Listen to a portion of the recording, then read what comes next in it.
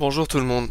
Je tenais à m'excuser pour cette longue période d'inactivité, d'attente, mais j'ai pris énormément de retard sur mon travail pour la date de sortie de l'épisode à cause de gros problèmes de famille, d'amis, personnels et professionnels. Vraiment, je m'en excuse. Et donc, je tenais à vous dire que pour les prochaines sorties, elles ne seront plus prédites à l'avance, elles sortiront le moment venu. Cela dépendra juste de mon temps de disponibilité pour monter mes vidéos. Donc merci de votre soutien, près de 200 vues pour la première vidéo, ça fait chaud au cœur, vraiment merci. Continuez à vous abonner, à me soutenir et je vous dis à très bientôt et bonne vidéo. Ciao.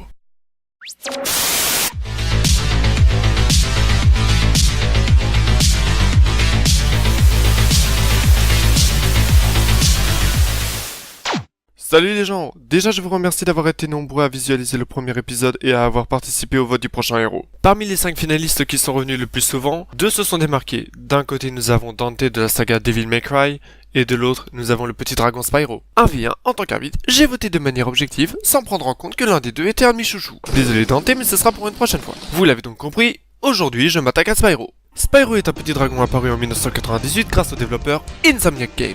Petit descriptif comme pour Rayman. Un dragon de petite taille, violet, avec des cornes jaunes et pointues se rapprochant celles d'une licorne, et avec de toutes petites ailes toutes mignonnes, adorables, toutes douces. Gousi, c'est un beau dragon. Oh oui, c'est un beau dragon, Spyro. C'est toi mon beau dragon. C'est toi mon train. Pardon. Veuillez m'excuser.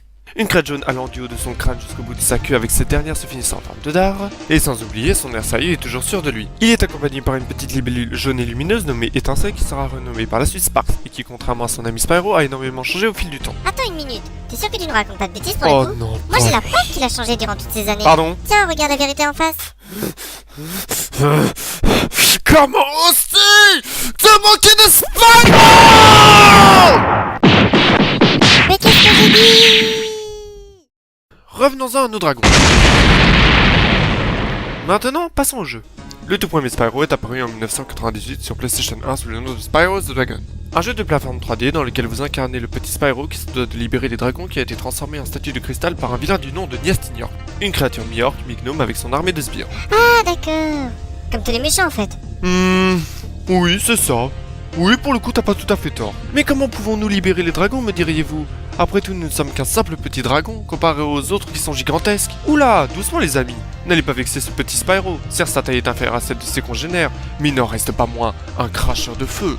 Et oui, et c'est pour ça que nous allons nous attarder un petit peu sur le gameplay du jeu. Spyro peut sauter, charger et cracher des flammes. Sans oublier que grâce à ses ailes, il peut se permettre de planer pour atteindre certains endroits en hauteur. Le premier jeu était très bon, mais c'est là que ça commence à devenir intéressant lorsqu'en 1999, Insomniac Games sort encore sur la PS1 Spyro 2 Getaway to Glimmer. Ou port d'entrée pour les non-anglophones qui sont parmi Oh nous. c'est bon, toi la ferme, on t'a assez entendu comme ça. Ce nouveau volet vous fera redémarrer comme si vous étiez un débutant et un ignorant de la série, car au fur et à mesure que vous avancerez dans le jeu, vous débloquerez de nouvelles capacités que vous ne possédiez pas dans le volet précédent. Le jeu reste sur les bases du premier avec de nouveaux amis qui apparaissent, tels que Elora, une femelle faune, le professeur Je n'ai pas de nom parce que pas le temps, qui est une taupe, et Chasseur, un guépard plutôt lâche mais athlétique, qui adore tout ce qui tourne autour du sport ainsi que des compétitions. Et avec eux bien évidemment, de nouveaux ennemis, Ripto, une espèce de crapaud tout petit minuscule qui déteste les dragons, accompagné d'un gros lézard bleu bipède du nom de Crush se baladant tout le temps avec une massue dans la main.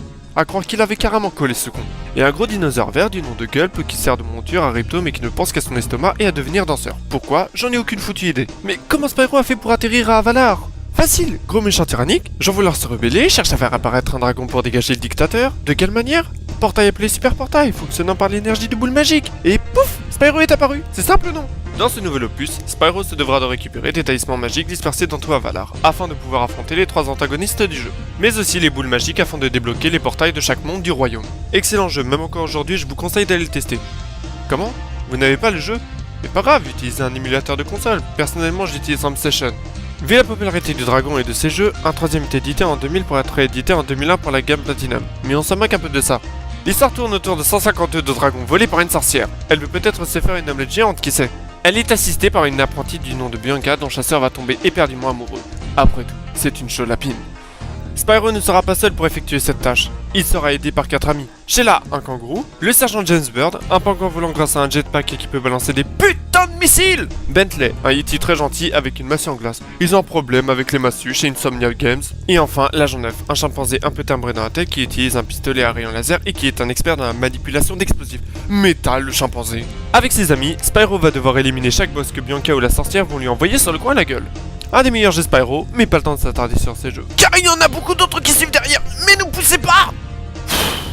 Pour éviter de trop empiéter sur le temps qui nous reste, je vais m'occuper de lister la suite des jeux en fonction de leur plateforme sur lesquelles ils sont sortis. Et si j'ai temps, je rajouterai des choses.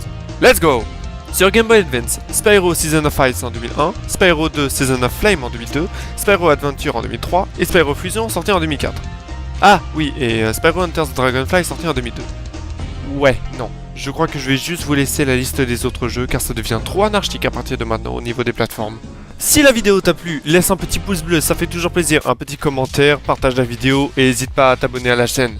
J'aimerais savoir, si ça vous a plu, voudriez-vous une petite vidéo dans laquelle je parlerai des Spyro auxquels j'ai joué et lesquels surtout m'ont le plus marqué? Laissez-moi votre avis en commentaire et surtout, n'oubliez pas de voter en utilisant le lien se trouvant dans la description pour le héros qui passera dans le prochain épisode. Ciao!